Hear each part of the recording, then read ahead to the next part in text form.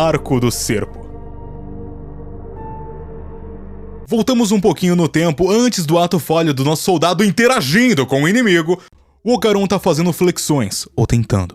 Ele diz que quando forem atrás da outra bola dourada vai ter outro monstro atrás deles, e ele teria que lutar.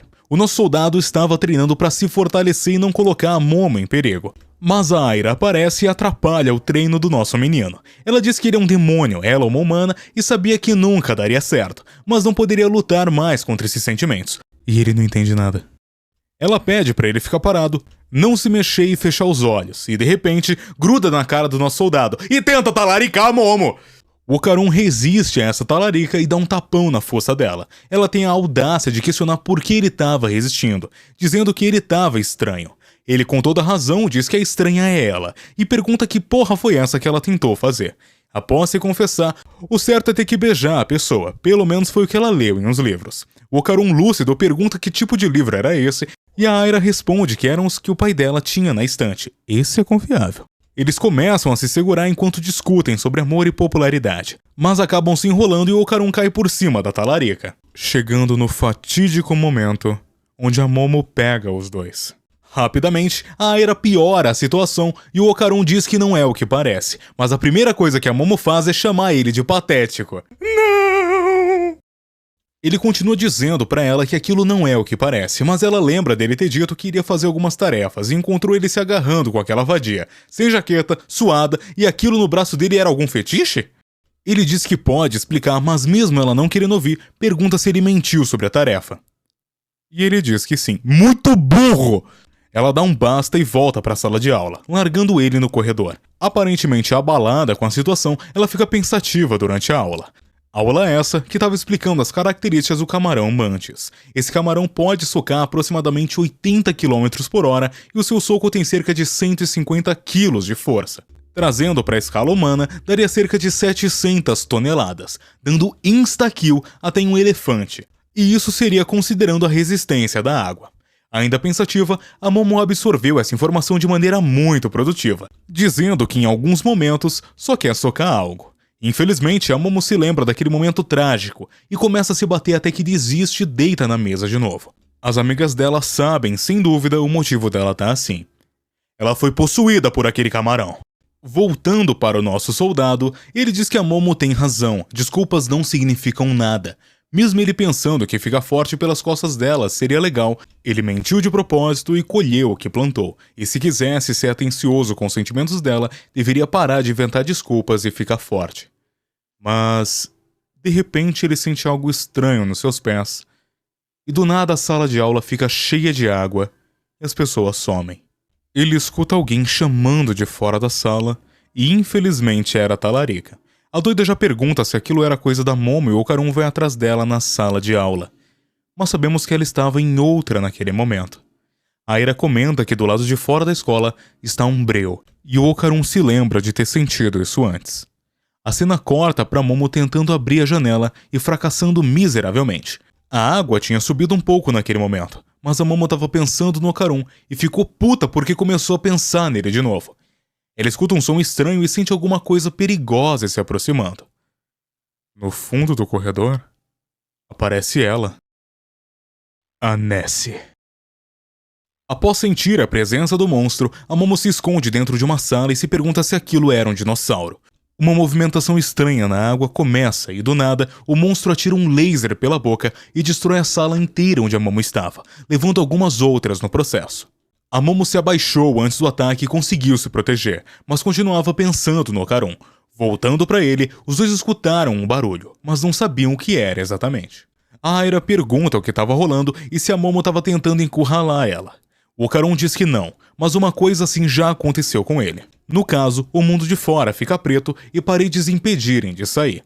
Ele diz que depois que derrotaram o Alien, as coisas voltaram ao normal. Mas como a Aira não pegou esse rolê aí, ela pergunta se Alien realmente existe e por que eles estariam atrás do Ocaron. Ele diz que não tem certeza, mas que os aliens são assaltadores de genitálias. Cortando o papo dos dois, um alien com aparência humanoide de sunguinha e gravata usando as luvas de boxe aparece. Ele começa a cantar o que parece ser uma música enquanto pendula na direção dos dois, mas o Ocaron consegue pegar a Aira e desviar do soco. Com sua personalidade bad vibes, ele manda na lata que não pode ficar de guarda-costas de uma garota qualquer e solta a Aira. Ele diz que a Aira-chan está o atrapalhando, e ela pede pra ele não chamar ela disso quando eles nem se beijaram ainda.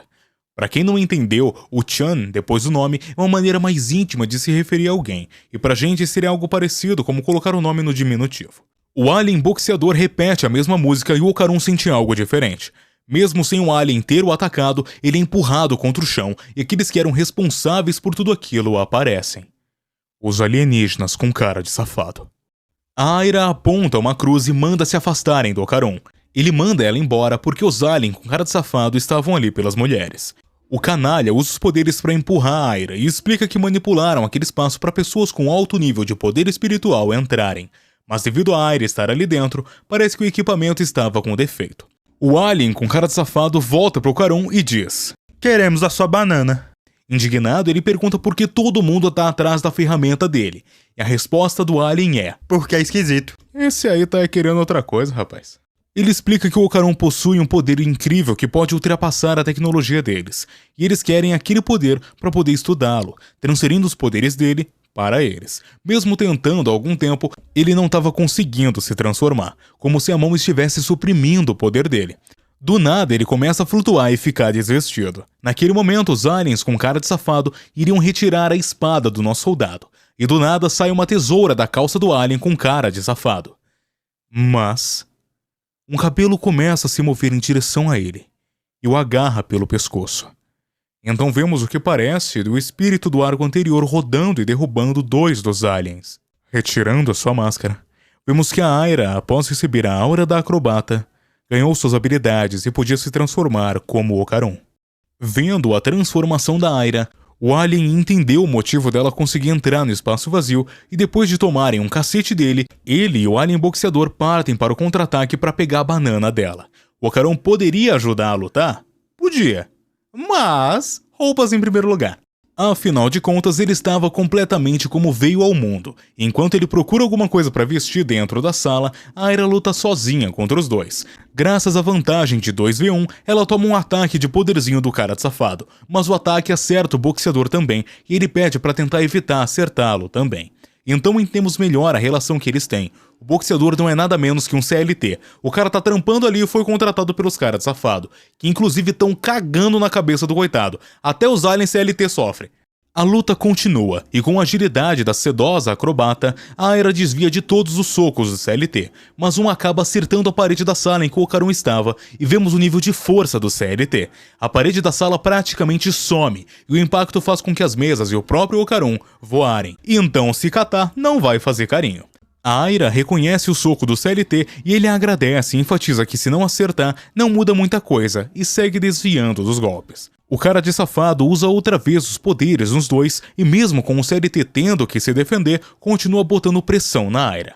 Com um chute no queixo do CLT, ele fica preso no teto e a Aira só toma do costinha que papou a kill do CLT.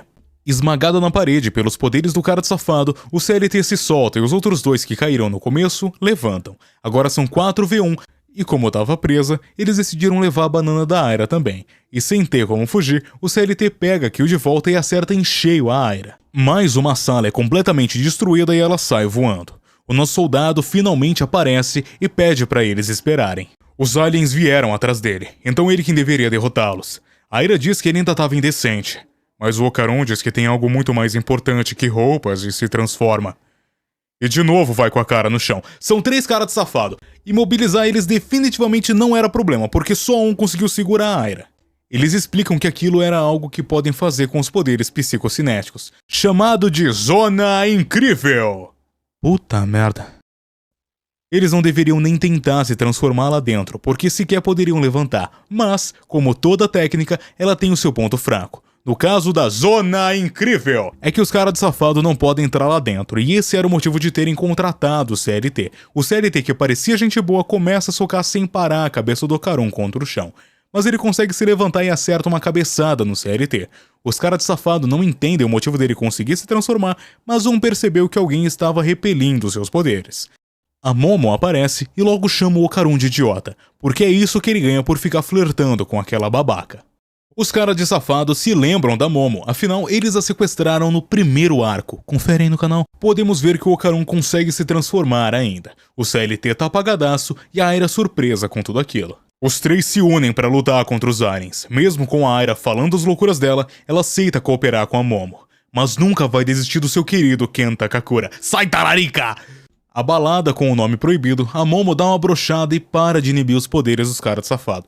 Como resultado, todos no chão de novo. De novo, com a vantagem, os aliens vão acordar o CLT para poder finalizar os outros três. Com muito amor e carinho, o alien desce vários socos na cabeça do CLT e diz para ele levantar e trabalhar, senão vai cortar o pagamento. Depois de tomar uma desavisada do Okarun, ele já estava acabado. Então o cara de safado saca pra fora, literalmente, e espeta o CLT. A sua aparência, apesar de já ser meio estranha, fica mais estranha ainda. Mas agora ele se assemelha com aquele camarão que vimos a Momo estudando mais cedo. Isso mesmo, o do soco de 700 toneladas. O bicho ganhou tanto suco do alien que mesmo sem os socos atingirem diretamente, só o impacto no ar já fazia grande estrago. A Momo volta a inibir os poderes dos aliens e agora tá meio igualado. Os aliens mandam o CLT focar na Momo pra poderem usar os seus poderes. Mas agora, o Okarun e a Aira podem se transformar e vão pra briga também. Mesmo com a sua agilidade, a Aira toma um dos golpes do camarão e como ele fica presa no teto. Enquanto caía, o camarão preparou o próximo. Mas antes de acertar, o Okarun a salva. A Momo e a Aira não conseguiam ver os golpes dele, mas graças à sua velocidade, o Okarun via todos. Agora, segurando a Aira, os dois começam a se ajudar e lutam como se estivessem dançando. A Momo diz para pararem de fazer isso, porque torna eles alvos fáceis se estiverem tão próximos. Mas a Aira questiona se não seria ciúme e o Okarun acha um bom conselho. Afinal de contas, ele é um cara estranho. Abalada com a frase proibida, a Momo dá uma brochada e para de inibir os poderes dos caras de safado. Como resultado, todos no chão de novo. As duas começam a discutir e os aliens dizem que o CLT é um inútil e iriam cortar 60% do pagamento dele. Verdadeiros canalhas. Antes que voltassem a lutar, a água embaixo deles começa a aumentar, até que o chão vira no teto. Eles conseguem encontrar um lugar para respirar, mas até as paredes estavam virando água também. Da última vez que isso aconteceu, ela aparece. E de novo, ela estava bem ali. A Nessie. Nerd do jeito que é, o Okarun fica feliz da vida por conseguir ver a Nessie, mas o foco era sair vivo, e exatamente isso que a Momo iria fazer. Os aliens aparentemente chamaram a Nessie também para que ela pudesse segurar a Momo. Como vimos antes, certo, não deu, então iriam cortar 60% do salário dela também. Verdadeiros canalhas! Não aparentando ter muita consciência, a Nessie começa a puxar água para dentro de sua boca e parte um dos caras de safado ao meio com seu laser. O Okarun logo segue a Momo e começam a nadar, mas a Aira fica para trás e toma a desavisada do CLT, que estava na água logo abaixo deles, mandando a Aira para a água que estava acima deles. O camarão começa a disparar vários socos embaixo da água para pegar os dois, mas eles conseguem fugir. Os seus socos ficam 10 vezes mais fortes na água do que em terra, por conta da resistência da água ajudar o corpo do camarão a não se despedaçar com a própria força. Então ele poderia usar tudo que ele tinha contra os dois. Agora, eles estavam sem saída. Claro, seria o caso se o camarão não precisasse de oxigênio também. O Okarun rapidamente se transforma e com a força que a veia safada tem nas pernas, ele deveria ser capaz de nadar rápido o suficiente. Claro, seria o caso se ele e a veia safada soubessem nadar. Ele literalmente nada o capítulo inteiro, mas vamos lá. O camarão volta para baixo da água e os ataques começam novamente. Sem planos, eles ainda precisam salvar a Aira para ela não se afogar. Mesmo com seus poderes, a Momo só consegue ajudar estando embaixo dela, mas o camarão bloqueou a passagem. O Okarun deu a ideia de distrair ela enquanto a Momo a salva, mas ela diz que isso só traria mais dor de cabeça para eles. Ele só estava tentando ser útil, mas a Momo, com toda a razão, pergunta no que dá problema seria útil. E o motivo deles estarem naquela situação é porque o Okarun e a Aira estavam sendo implacavelmente amorosos. O Okarun nega, mas a Momo lembra daquela situação mais cedo onde ele estava em cima da Aira. O Okarun diz que a Momo realmente estava chateada e ela responde que não dá a mínima porque o mentiroso faz com a sua vadia burra. O Okarun agarra o braço dela e diz que se ela realmente se importa, devia falar a verdade. Se aquilo realmente a incomodou, ele queria explicar. Ele não se importa se os outros entendem mal. Mas odiaria que a Momo entendesse assim, e quer que ela realmente saiba o que aconteceu. Quando a vergonha finalmente bate, ela pede pra ele não a tocar, até porque ele tá peladão ainda, aí fica meio estranho mesmo. Mesmo com a Momo já cortando o clima, o Camarão volta a descer a porrada dos dois e, pra salvá-la, o Ocaron pula em cima da Momo e os dois afundam. Quando eles voltam para a superfície, a Momo tem uma ideia e começa a mover o Ocaron com os poderes dela. Testado o que ela queria saber, o Camarão volta a atacar e fica surpreso perguntando o que diabos era aquilo. Sim, ele virou um golfinho! Ela estava usando os poderes para espremer ele na água enquanto montava em cima dele. Assim eles conseguiriam se movimentar mais rápido. Eles disparam em direção da Aira e conseguem a salvar sem problemas. Agora que eles a resgataram, a Momo usa os poderes para tirar a água dentro do corpo da Aira e fazer ela acordar. Com os três juntos de novo, a Momo manda a Aira tirar a roupa porque dificulta eles se moverem na água. Mas ela nega, dizendo que só faria isso em sua noite de núpcias. Mas, como previsto, a Momo caga pra isso e manda ela tirar. O Camarão tromba com os caras de safado e diz que ele precisava de mais tempo. Porém, ele já tinha desvivido e apenas um cara de safado ainda estava vivo. A Nessie tava puta da vida e com aquele raio laser desbalanceado, geral ia rodar. Porque ele tava com a cabeça bagunçada e atacando qualquer coisa. O Camarão, mesmo sendo porradeiro e muito forte embaixo d'água, precisava respirar e isso dava brecha para os oponentes fugirem. Ou seja, todos inúteis. O cara de safado diz que era o momento deles se reunirem e saca, literalmente, cabos da parte íntima para que os três se tornem um só e cubram as fraquezas um do outro. Desvestidos, elas montam no Ocaron golfinho e vão ao ataque. Mas quando mergulham, eles tinham se unido completamente. A Nessie Camarão safada! A fusão dos três começa usando o laser da Nessie para atacar a longa distância e fatia a escola inteira. Mas como precisava de água, ela foi perdendo força com o tempo e eles usam essa brecha para pegarem fôlego e bolar outro plano. Enquanto faziam isso, conseguiam ver que a criatura estava puxando a água pelo pescoço para poder atirar novamente. E se eles lidarem com o pescoço da criatura, ela vai ficar sem o laser. A Aira diz que aquela poderia ser a chance deles e pede para chegarem mais perto porque ela iria atacar. Submergindo novamente, a Aira se transforma e usa seu cabelo para enrolar o pescoço da criatura e vai para cima dela com uma bicuda. Como o mundo não é um morango, ela toma um socão do punho do Camarão que, apesar de ter o laser, seu foco era em combate corpo a corpo. A Aira toma vários ataques e sai voando novamente, sobrando só a Momo com o Ocaron golfinho. Com o laser carregado, a criatura ataca os dois. Eles conseguem fugir e pegar a Aira, e nesse momento começam um novo plano. A criatura segue atacando com tudo que tem, enquanto eles debatem sobre. Até que o Ocaron diz que na terra é uma coisa, mas na água é outra. Pensando que eles estariam em desvantagem por estarem na água também. Mas a Momo pensou em algo, e pergunta se ele estava se referindo ao soco do Camarão.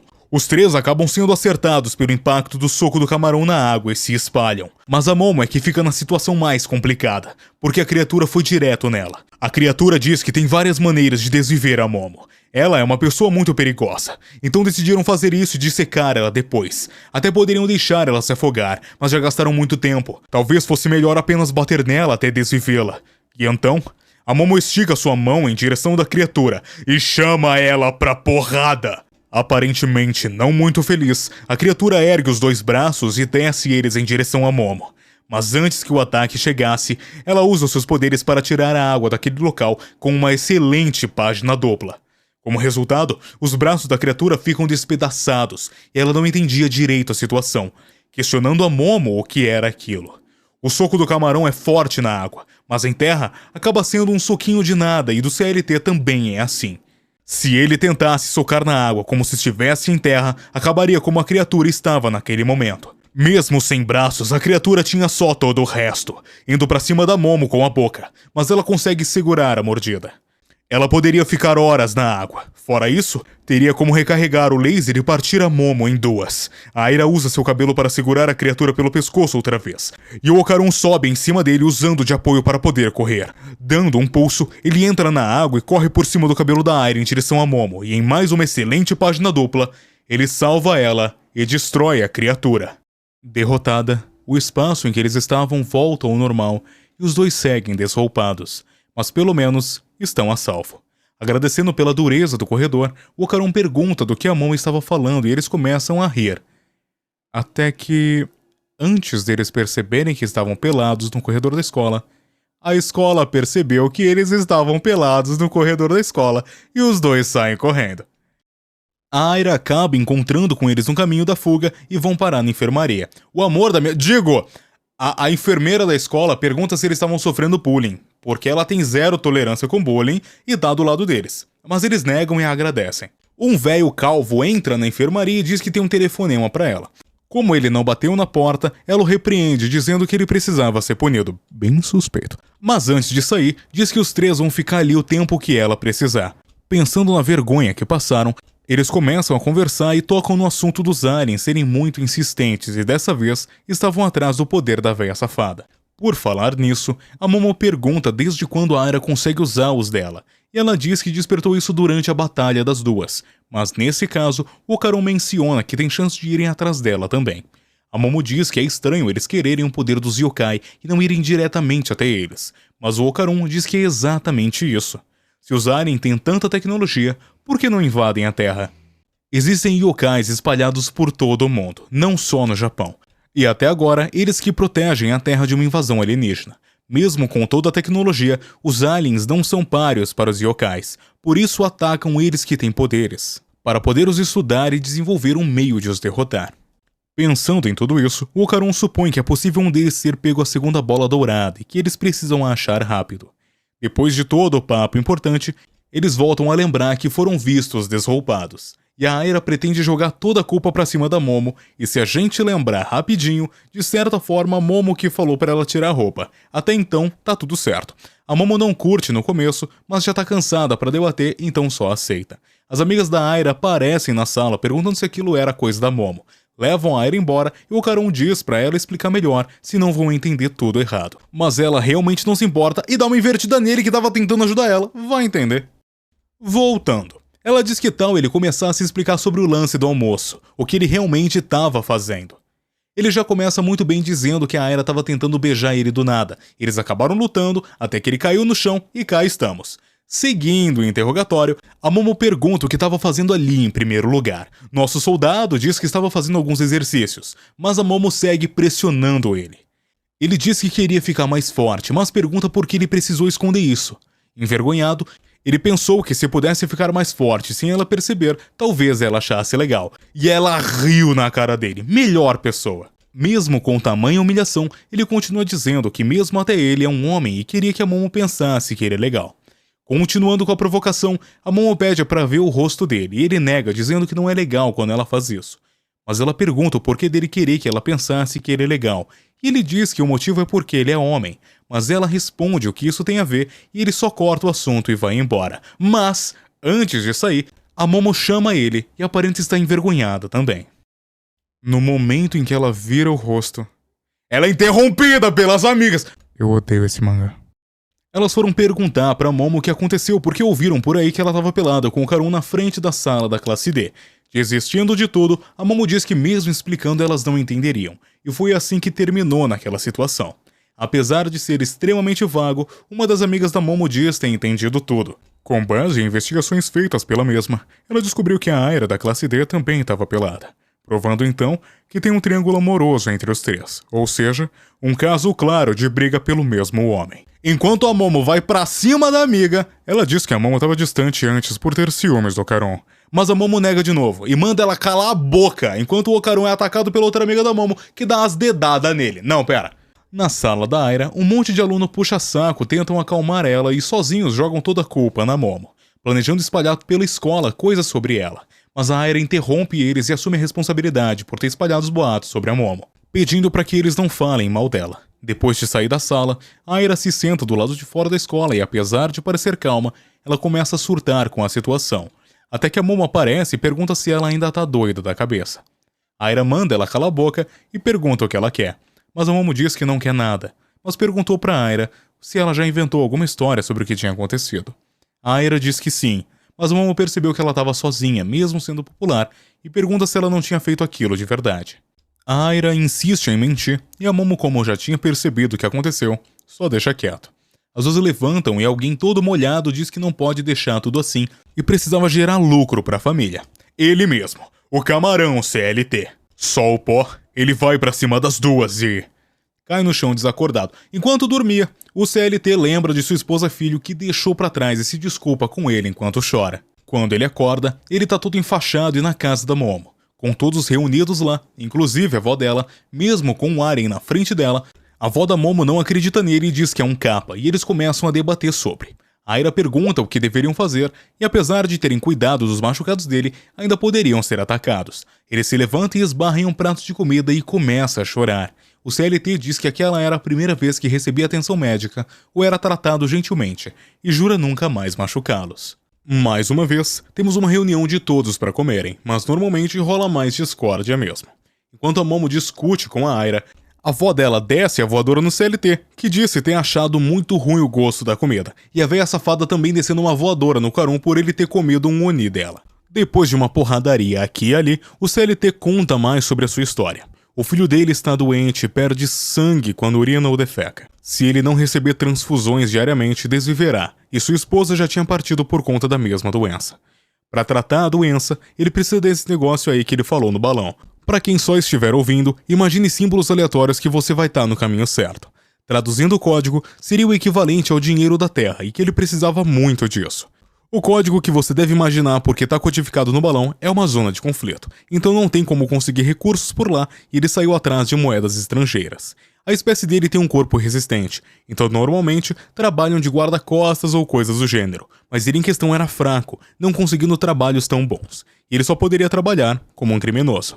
Por ser fraco, a sua esposa tinha partido, e ele tinha machucado as pessoas da Terra e enchido seu filho de ansiedade e ele considerava patético por isso. E de novo, derramava lágrimas. O Karun pergunta como podem ajudar e se a ferramenta dele poderia salvar a vida do seu filho. A Momo diz que não precisa ir tão longe, mas ele não se importa e diz que podem recuperar depois. E assim como daquela vez que a Aira estava com problemas, o Karun estava apenas querendo ajudar de alguma forma, enquanto a Momo pensava em uma forma mais consistente de fazer isso.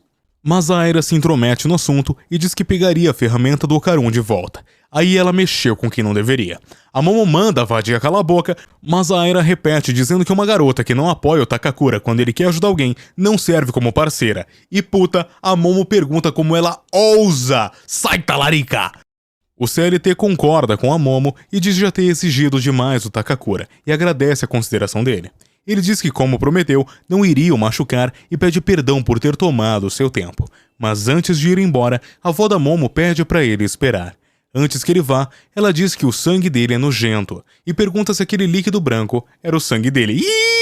Ela diz que a bandeja suja de sangue tinha um cheiro nostálgico. Ela coloca um copo de leite na frente dele e diz para experimentar. Depois de experimentar, feliz da vida, ele diz que aquilo ali era o sangue dele. Sim, leite de vaca é idêntico ao sangue de um alien. Eu amo Dandadan. Mesmo sendo idêntico, ele diz ser muito fraco, mas a avó da Momo explica que aquele estava diluído para consumo humano. Mas ela conhece um fazendeiro e eles iriam pedir para ele dar uma vaca. Em sua espaçonave, ele pega a vaca e agradece a todos, dizendo que sempre estará do lado dele quando precisarem. Após ir embora, eles ainda tinham algo pendente para resolver. Ajoelhados, eles suplicam para a avó da Momo comprar uniformes novos para eles. Baixinho, a Aira questiona se ela e o Okarun deveriam estar pedindo também, mas a pilantra da Momo diz que eles não têm dinheiro e deveriam explorar financeiramente os adultos. A avó dela concorda em comprar, mas só para o Okarun e a Aira. Indignada, a Momo pergunta por que não vai ganhar um, e a avó dela responde que não gostou dos olhos dela, porque eles diziam, vamos explorar os adultos financeiramente. Até ela mandar parar, a Momo não iria imitar Hiroshi Abe. Apesar de negar no começo, a avó da Momo dá um ultimato nela e então, sim, ela imitou.